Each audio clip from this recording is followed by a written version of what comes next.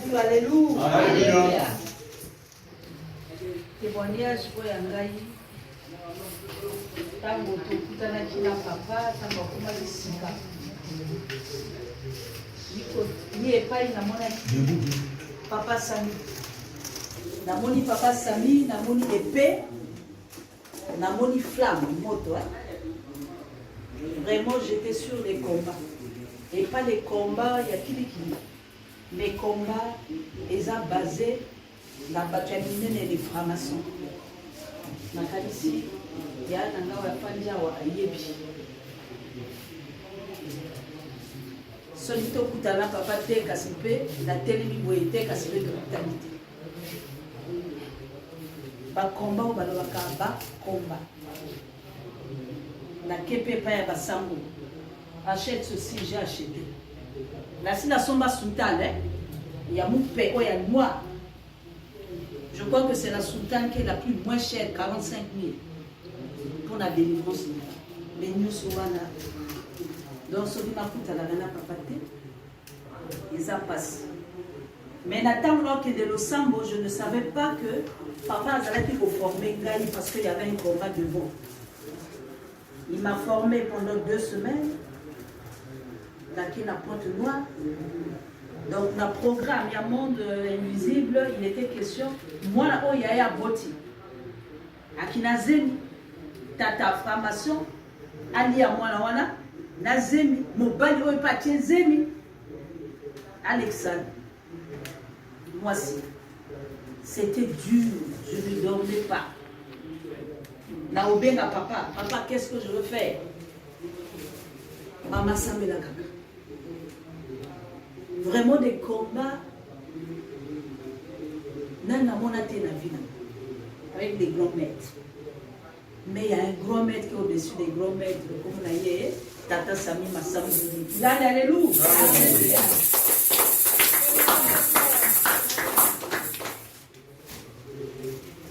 Il a alléluia. Alléluia. Ça le témoignage na ngai. Parce que les lois ils mokolo monene mpona ngai.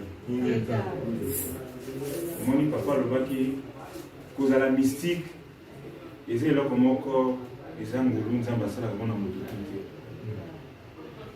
Kola mystique eza lokola moto oza telefone oza na batterie oza na sim bakoza babengi wana eza moto aza mystique. Mais moto aza mystique te azaka lokola telefone ezanga batterie okosalela ngo eloko. Ngai nasili koyaka awa nasili kokutana na papa Mbangi Zola na ndenge alikamwa nga moto alakisi nga awa te nakoli buta bomwana na nga natika meme mpa koyeba makambo ya ngunza ngunza ya eloko moko na oyeba kokaka kalili te. Ngai naki frère ya message depuis bomwana nakoli na message ya William Marem Mwana na tei epai ya bakretien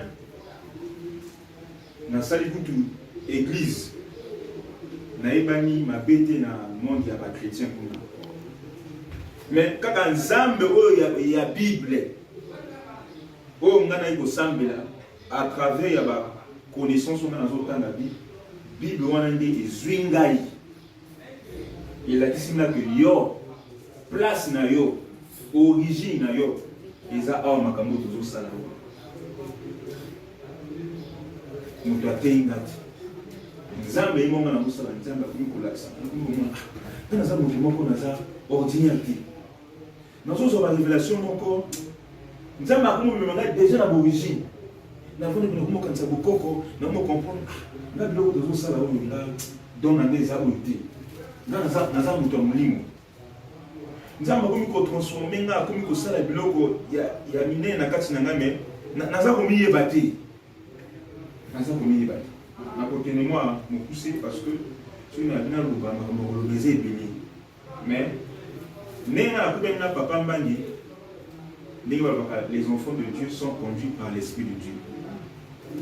Nayebi ke ekozala pasi mais nzambe oyo atindi papa Mbangi ye ayebi Tant qu'on a commis un moment de la transformation, on a vendu un conseiller mystique, on a vendu un mystique.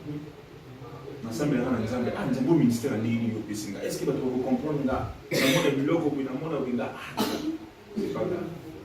Si calamité avant octobre, en septembre, on a fait septembre.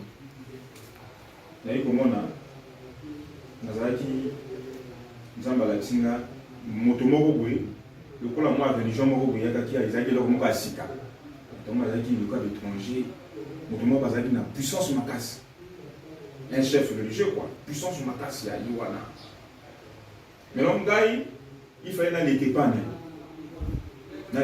et puis il a eu le lingomba boye tona lokola moi école moko boye internat moko boye soki ya makambo nzambe et puis azon kadringa et puis akoma na temps à kosambela pona nga akokonsacrer nga eloko moko abo akoposer nga maboko mais azali moto moko sika eloko moko saki même toyamba te na mboka na biso eloko sika azaki puissant makasi na basali na ye tout temps ya ya kuma bitumbela ki moi opposition mais asi ko longa opposition wana nyonso tout un homme puissant penga na kati ya royaume na ye a imposer nga maboko tita mazo imposer nga maboko na zo mona mo penza ni yo sa na zo nzambe merci azo transmettre na onction. On a vendu on a la fin septembre. On a vendu la suite. Parce que ça m'a dit que ça honte na nzambe. On a le bamona mbote. Tant la moko ko kisama nebi kaka et là comment nzamba manifester na moko manifestation. À la fin novembre on a pensé à osala d'une manière miraculeuse. Parce qu'on a zala ki kuna na mapasi na osala liboso. Balongoli nga kuna. Kuna balongoli nga kuna kaka pona makambo étoile ou ezosala. Maintenant,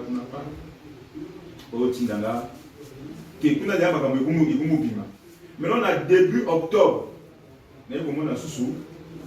Papa, deuxième fois, le sous la deuxième fois, on a sous papa, on a songe. À mon état, on a grandi. C'est pour la fête, on a dit timide, on a dit pour la passer, on a dit na koti na nzala makasi moi timide na tu il na komi ako baki bato moko bien bayaminga bongo et au fait biloko ya molimo mpona kocomprendre yango il faut ozalaka molimo na vandi deuxième fois quand la sali kaka yango na bombi na motema après 3 jours après ou 4 jours baolonga ngani na mapasi kuna batinga na mobali apena na mobali na weba quand na yaka lokola lelo na yaka na midi na sali kaka bongo après jour mosusu ntango na ye moto ya liboso mpe nakutaka papa mbala moko avandiwa tanga na papa tokutami boye tadi toi na biso déjà ebetami bareyo ebetami kala kozala munda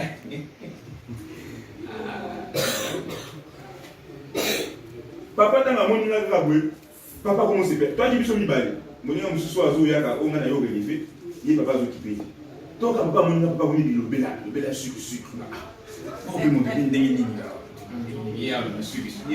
il n'a gagné. Mbamanda ma côté si on a contact de nos souvenirs. Na ndenge to bandaki makamunga na bomo yebisa na papa na o papa bomi ko yebisa na.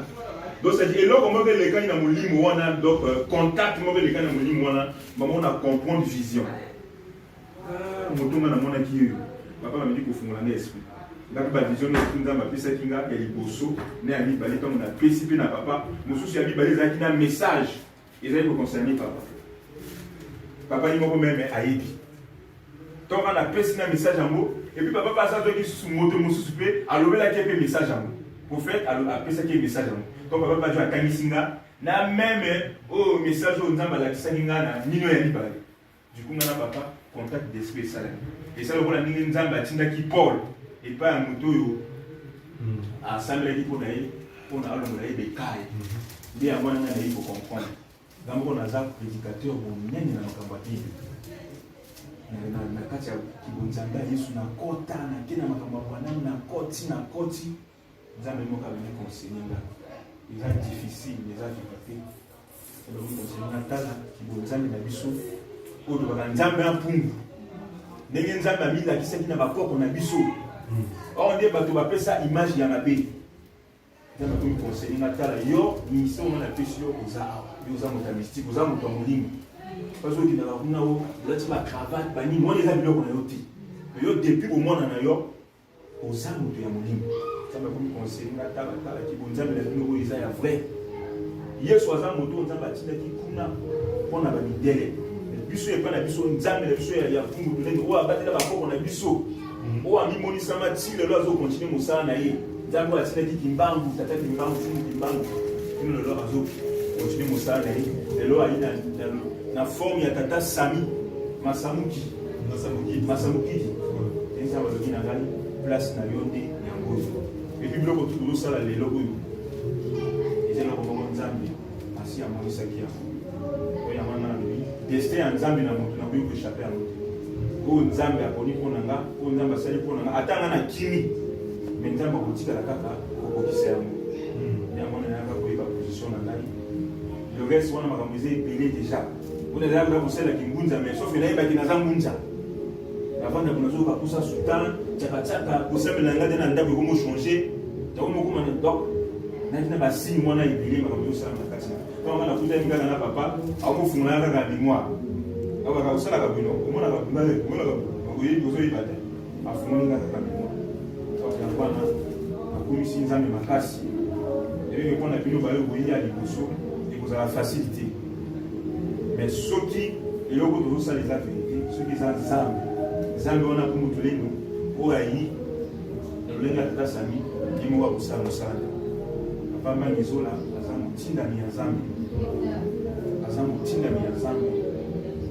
ye ayi ndenge nzambe alakisaki nga moto moko akoyaka ndenge na ye napazolanga donc na oyo etikali témoignage ndenge ezalaki wana bino bandeko na nga na yebi kozala facilité ndenge papa sikoloba mpo na nga mpe kozala komba mais nzambe oyo aformanga oyo apesanga bibundeli ayebi ndenge nini na kotelema mpo nazonga komi loka papa alobaite nga naza paul nakokende mpa bandeko na nga nalakisa bango nzambe na biso lolenge nzambe ayi kovisite biso yango nakomisi nzambe mingi mpona